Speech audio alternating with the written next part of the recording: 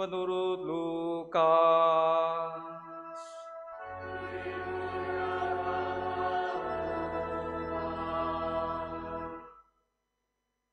Beberapa waktu sesudah kedatangan malaikat Gabriel, berangkatlah Maria dan bergegas menuju sebuah kota di pegunungan Yehuda.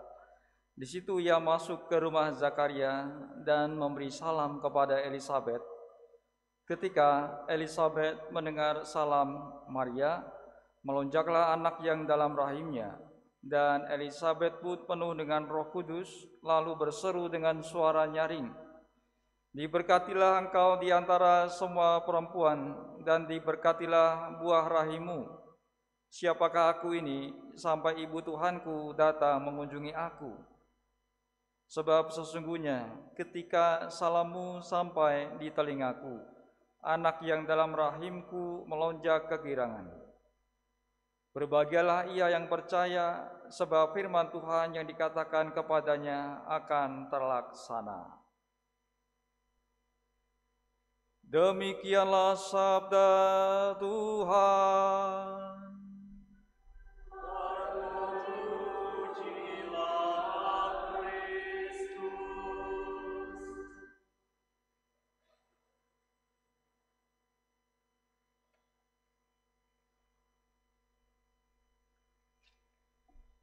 Saudara-saudari, anak-anak terkasih, Advent dikatakan sebagai saat Maria, sang perawan dalam penantian. Tak dapat disangkal bahwa masa ini adalah waktunya Maria. Ada banyak unsur kaitan dengan Maria dalam liturgi dalam masa Advent ini, yaitu hari-hari pertama masa Advent mengingatkan kita pada hari raya Maria dikantung tanpa noda 8 Desember yang lalu. Gelar-gelar Maria yang berkaitan dengan masa ini adalah perawan Advent yang penuh rahmat, terberkati di antara para perempuan, mempelai Yusuf, hamba Tuhan, Hawa baru, putri Sion. Itulah gelar-gelar Maria yang berkaitan dengan masa Advent ini. Saudara-saudari, anak-anak terkasih, Maria adalah sosok pilihan Allah yang menyediakan diri bagi kedatangan dan kehadiran Kristus di dunia. Kita mendengar kisah dari Injil Lukas tadi, bahwasanya ada sukacita yang dialami Elisabet dan bayi dalam kandungannya ketika mendapat kunjungan dari Maria. Injil Lukas mencatat, ketika Elisabet mendengar salam Maria, melonjaklah anak yang dalam rahimnya, dan Elisabet pun dipenuhi dengan Roh Kudus. Lonjakan bayi dalam kandungan Elisabet dimengerti Elisabet sebagai lonjakan kegirangan bayinya menyambut Tuhan yang ada dalam rahim Santa Maria. Roh Kudus hadir dalam diri Elisabet, dan dengan bantuan Roh Kudus, Elisabet mampu menangkap nubuat melalui gerak bayinya, lalu memuliakan Maria yang terberkati dan anak dalam kandungan Maria. Elisabet dapat menangkap pesan Allah dan tahu siapa bayi yang ada dalam rahim Maria karena bantuan Roh Kudus. Roh Kudus yang kemudian membuat Elisabet mengenal Kristus. Roh Kuduslah yang kemudian membuat bayi dalam rahim Elisabet itu bergerak. Artinya dikatakan tadi ada lonjakan, kegirangan dari bayi karena menyambut Tuhan, menyambut ibu Tuhan yang datang mengunjungi Elisabet. Saudara-saudari, anak terkasih, Elisabet dan juga bayi dalam rahimnya itu mampu kemudian mengenal, menangkap tanda-tanda Allah yang hadir melalui Santa Maria. Dan kemampuan untuk menangkap tanda-tanda Allah yang hadir itu adalah karunia Roh Kudus. Ketika Roh Kudus hadir dalam diri Elisabet dan kemudian dalam bayi yang ada di rahim Elisabet, Maka si bayi yang kemudian dikenal nanti dengan nama Yohanes Pembaptis mampu mengenal bahwa Tuhan hadir, tanda-tanda Allah hadir. Sekali lagi, itulah karunia dari Roh Kudus. Saudara-saudari, anak-anak terkasih, kita perlu menyadari pula bahwa kita ini ketika percaya kepada Allah, percaya kepada Kristus dan dibaptis sebagai orang Katolik, itu karena karunia Roh Kudus. Ketika kita percaya kepada Allah, maka kemudian kita punya iman. Ada yang menulis bahwasanya iman itu seperti cinta, tidak dapat dipaksakan. Ketika orang sudah menemukan iman tanpa paksaan, maka dia akan beriman kepada Allah. Syukur bahwasanya Roh Kudus berkarya dalam diri kita, dan Roh Kudus juga senantiasa sesungguhnya mau menyapa kita apabila hati kita terbuka, pikiran kita terbuka mau menerima Roh Kudus yang hadir dalam diri kita. Saudara-saudari, anak-anak terkasih, ada suatu kisah tentang Santo Yohanes Paulus II. Yohanes Paulus II dikenal sebagai paus yang tekun berdoa. Dia punya devosi yang kuat kepada Santa Maria, dan dia pastinya juga senantiasa berdoa kepada Santa Maria, minta bantuan pertolongannya. Suatu kali dulu ketika Yohanes Paulus II pernah ditembak dan hampir meninggal, syukur terselamatkan. Ketika dia sudah sehat kembali, peluru yang diambil dari tubuhnya kemudian dibawa dan dipersembahkan di depan patung Santa Maria. Mungkin Yohanes Paulus II percaya bahwa ketika dia berdoa kepada Santa Maria, maka Santa Maria melindunginya dari pembunuhan yang terjadi yang pada waktu ditembak, sehingga dia masih dapat memimpin sampai beliau wafat. Nah, saudara-saudari, kebiasaan doa dari Yohanes Paulus II sudah ditanamkan sejak kecil. Dia berkata, "Sejak kecil saya belajar berdoa kepada Roh Kudus. Ketika saya berusia 11 tahun, saya sedih karena kesulitan dengan matematika. Lalu ayah saya menunjukkan nyanyian Veni Creator Spiritus. Dan ayah saya berkata, berdoalah ini dan kamu akan melihat bahwa Tuhan akan membantumu untuk memahami."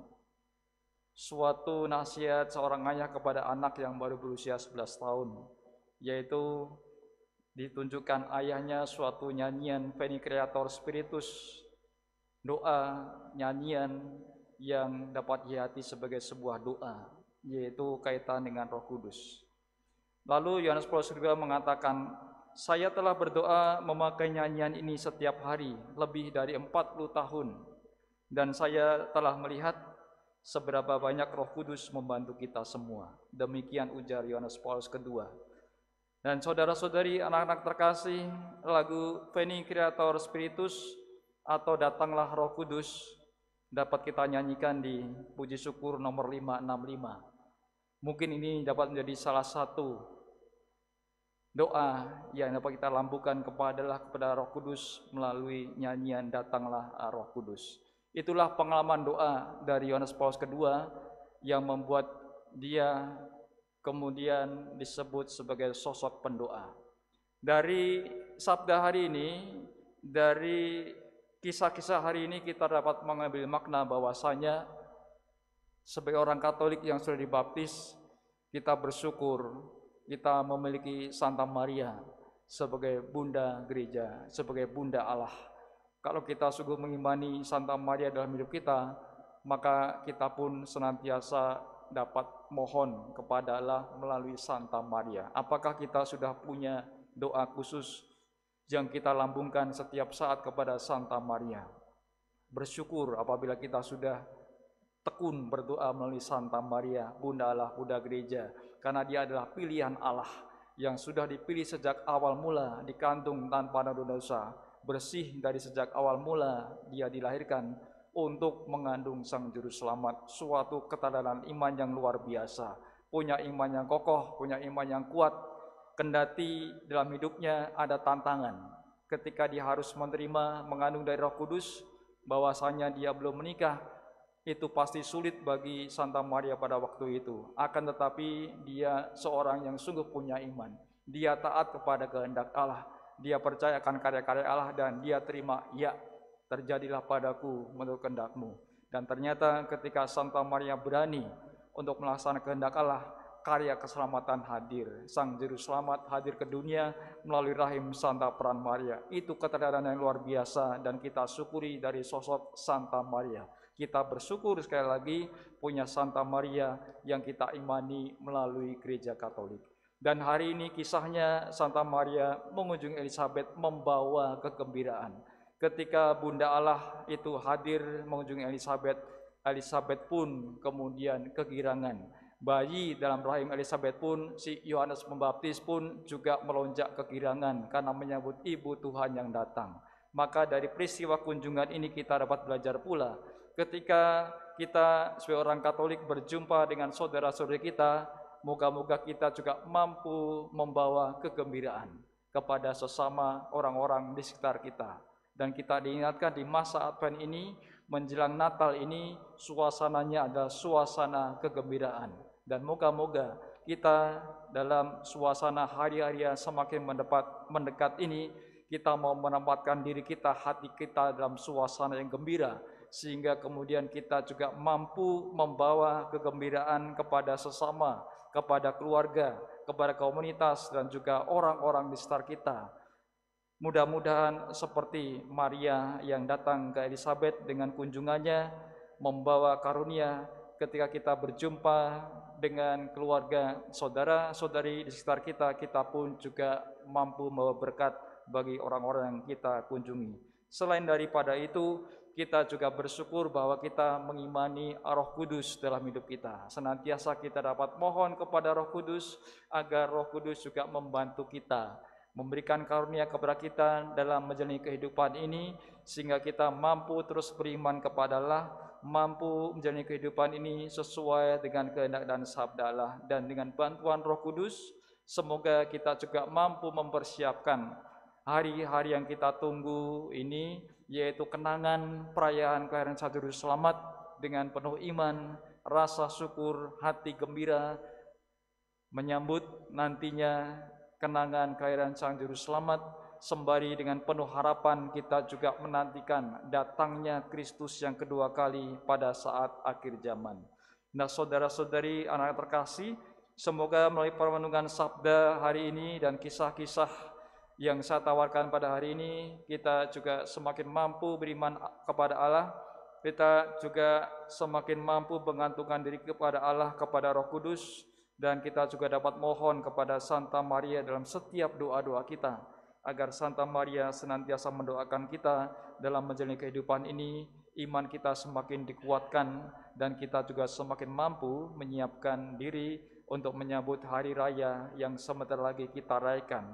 Kita menyambut dengan penuh kegembiraan, dengan iman yang mantap, karena secara batin kita sudah mempersiapkan diri, secara rohani kita sudah berusaha menyiapkan diri dengan bertekun dalam doa, berjaga-jaga, dan mengusahakan pertobatan.